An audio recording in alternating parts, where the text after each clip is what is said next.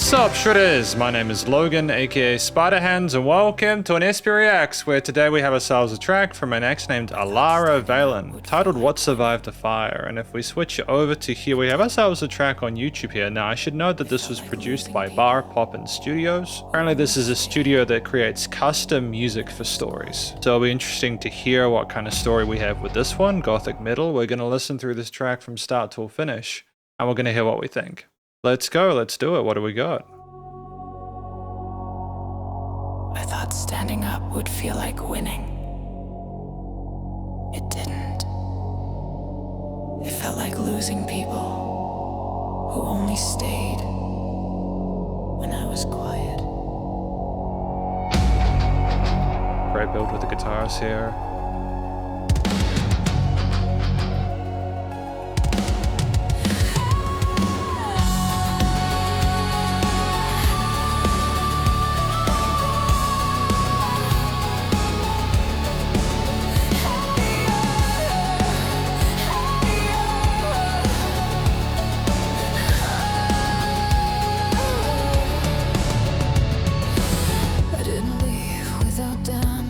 I didn't walk away clean.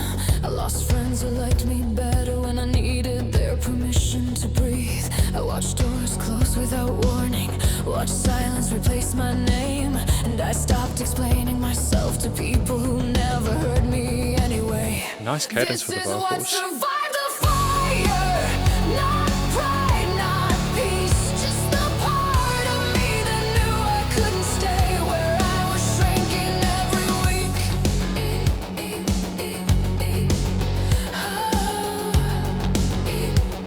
Almost kind of making the vocals more of an instrument at this point. I paid for every line I crossed in empty nights and unanswered calls. I learned how heavy freedom feels when there's no one left to blame at all. I stopped waiting to be understood. I stopped asking to be saved. Some choices don't feel powerful, they just feel necessary to me. This is what survived the fire. Not anger, not grace, just the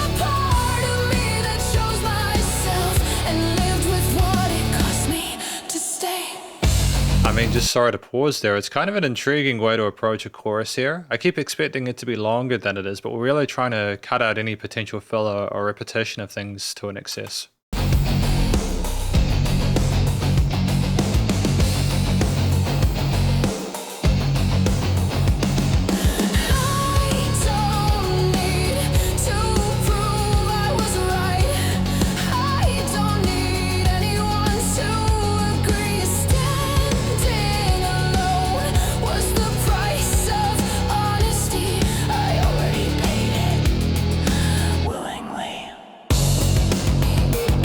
Kind of intimate when whistle like that, isn't it?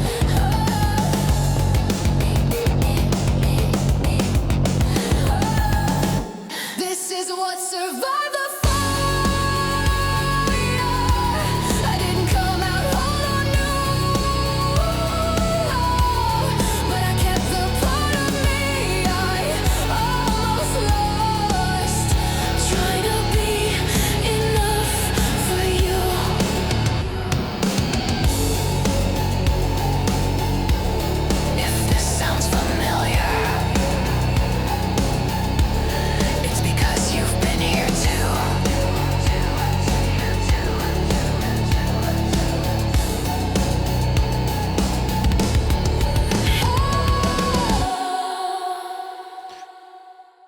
No, I get it. I understand what we're trying to talk about here, and we're going to talk about this track more in the conclusion. Because welcome to the conclusion of my review of this track from an ex named Alara Valen, titled What Survived the Fire, again with production by Bar Poppin Studios. In this section I'm going to be giving an overall song analysis as well as any applicable constructive critique, and then finally my general thoughts on it from a listener's perspective. But first of all, what do I think this is about? I think this is a track that simultaneously reflects on our own situation, our history of going through some terrible times, eventually coming out of the hellfire as, you know, just a different person, I suppose, looking at what we've become, what we've gone through, kind of measuring the progress we've made in our own existence at this point. And near the end, we kind of break the fourth wall a little bit and we discuss with the person listening, you know, if you can relate to this, you know, you've been here as well. And I think it's a deliberate kind of attempt to make it relatable to a listener.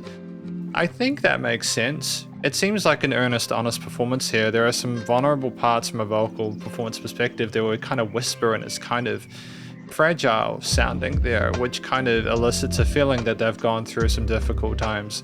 But at other points, we are far more sort of intense in our range there and our expression, and we're far more sort of like forward and assertive in our stance in terms of what's happened and where we need to go. I think there are a lot of different interesting melodic tails to the patterns. We understand not to overplay our choruses there, so we know to go in a certain range or melodic sequence there that is approachable and sort of like something that you can sort of vibe along to, nod your head to, rhythmically satisfying. And we weren't just on beat for some of the syllables of sort of verse patches there. We had some offbeat sort of syncopated parts there, which were just kind of fun, exploring the 8ths and 16ths and not relying on just the groove to pull us through.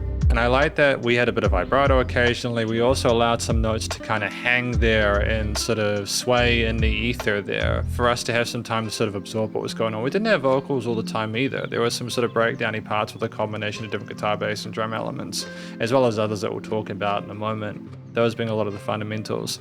Just that, especially with the audio-visual experience of the sci-fi kind of hellscape again that they're walking through there after that big battle kind of being the thing that came out of the fire. It's just, a lot of the kind of decisions here make sense from a vocal performance perspective, and I think we typically hit notes really well. Structurally, this track has a mixture of different verses and choruses with intro and outro sections, breakdowns, and enough to kind of keep you going throughout. I think that the start is kind of interesting because of the mixture of different sort of electronic sci-fi elements plus the guitars. We have the, I thought standing up would feel like winning, that sort of whispered line there. It's very sort of intimate and a little bit kind of intense there. And we have that, the ASMR-ish kind of tone there as things start to slowly build in the overall intensity of the backing. We have this kind of heavy filtering there with some parts almost like a pad or a synth pad there. And it's kind of like we're in that awkward position where we're waiting and listening, but we know something else is going to happen next. I think I do appreciate when we had the vocal cry on top of the chugged power chords on the guitars, as well as the quarters and eighth notes on the kick with a mixture of different cymbal, kick and snare patterns there. Just a kind of sort of foundational groove there driving us forward. The bass being very supportive in the low end with the root notes. The drums, we play some offbeat parts there, explore some different sort of snare patterns there and break the flow and pace of the piece and those tails every sort of fourth or something. And we have like variations with the sort of different 8th and 16th parts. We're exploring the kit a bit more, despite the fact that we're trying to still maintain the vocals as the focal point. But I think the chord note groove, such as in the 50-second mark there, just allowing things to kind of float a little bit, not get too heavy immediately or too sort of regularly, is really good. I think when we do get into some sort of like Thomas stuff a bit later on as well, it's just great to have a different kind of texture that's a bit more sort of subtle, exploring the stereo field that you can hear the drums around the headphones, and it's tentative but effective. And there's like neat little fill transfers between sort of like vocal overdub parts on the tails of the choruses and stuff like that, which I think, again, having those like half length choruses there, it's very different because a lot of the time I will hear music and they really let those choruses run for quite a while there. You don't always need that. It can be cut to the pace. You can even have like a shorter first chorus and then extend for the second one and add a bit more sort of context or like a twist in the tail. I do like that some of those synth sequences that we had at the start there, again, that sort of sci-fi aesthetic that meshes really well with the video, that they kind of twist and turn with the minor and major triads in the background there as like a sub layer there, like a developmental device. We're not completely sort of separating ourselves from those at that stage. But the mixture of kind of like closed and open hi-hat parts in the breakdown section, they're very comfortable with our drop tune power chords, as well as some of the octave chords and occasional leads we have. So I think we also have some really kind of subtle, kind of heavily reverb kind of guitar effects and certain elements there to kind of a bit of extra color in the mid-range. And we have little gaps there for a bit of kind of drama or tension before the final chorus there after the breakdown, and it's got back into it. Structurally, it's satisfying. interesting. And I think we did actually have different vocal layers in the chorus sections. There are additional kind of like harmonies that we had there to kind of make it sound bigger in the mix. This is more of a production thing, but the guitars, rhythm guitars, kind of sounded like they're a little bit in the middle of the stereo field. It would have been nicer to have the guitars a bit wider in the stereo field there if we were going to sort of like double track them, especially for like metal. Because sometimes we can have the guitars sounding a bit in the middle, like if you copy one guitar track to the other without individually tracking them, those little imperfections make a guitar tone sound huge. I'm just wondering how he recorded the guitar parts in this. The bit of vocal fry with occasional parallel majors in the harmonies are a positive thing, and I understand why that's going on behind the Survive the Fire part, because we're focusing on the fact that we got through it. But there is a minor leaning with a lot of sort of like minor oriented triads, and sort of like the scale itself with the keystroke I think is minor. It's just you know, we're clearly not in the great space, but just having that parallel major, there's something a bit unconventional, unexpected on the root there. It's just, it kind of glows in the ether, you know, it's very pretty sounding there. There's a bit of hope in there despite how heavy and kind of like, you know, genuinely saddening it is that the people involved in this track had to go through this in the first place. There's like little bits of kind of interest, like in the intro section, just going back to that just for a moment there. I liked the drums exploring the double kick and having their own sort of fill pattern there and a bit of space, and then kind of going to and fro with the rhythmic devices there. We're very tight with the instrumental performance, but it's just nice to have each instrument have its own sort of time in the sun, even if it goes for a sort of a youth metal kind of aesthetic there, similar to a lot of music I heard in the mid 2000s to early 2010s. Where like not a lot of it is kind of guitar solo oriented. It's clear we just wanted Alara to be the main focal point. Studio recording, mixing and mastering, generally pretty good. Again, I've already spoken about the guitar tracking.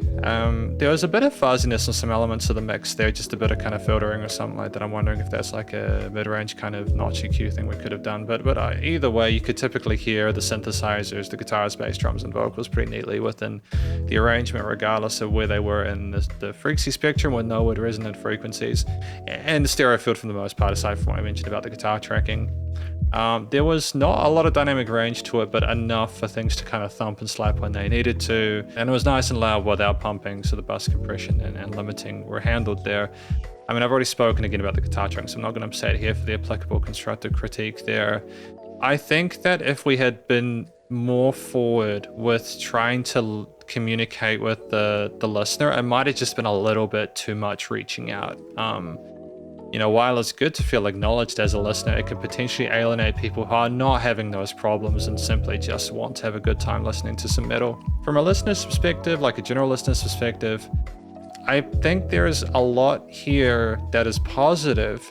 I'm not sure how. I think I need to listen to more of Alara Valen's music to kind of get a feel for who they are as a musician, because I understand that they've gone through stuff. I just think in order to appreciate their music more, it'd be good to get more of an understanding of who they are and their specific individual twist to this. I do acknowledge that the idea of kind of not focusing on how much we've been hurt solely and where we are now getting out of the fire is a different kind of thing. A lot of the time people focus on the pain they're in as they go through their transition, or forget about it afterwards and discuss how happy they are that it's over. Yeah, I mean, generally though, I think there's a lot to appreciate here. A lot of the fundamentals are adhered to. This is my review of this track from an act named Alara Valen titled What Survived the Fire, again featuring production by Bar Pop and Studios, and hopefully you enjoyed it. If you did, please do go show them some love via their various social medias and their YouTube page, and stay cool and stay safe, and please remember to support your local musicians and artists at this point in time, as they need the help more than ever with all the crazy stuff going on in the world. And I'll catch you in the next SP Reacts. Spiderhands out.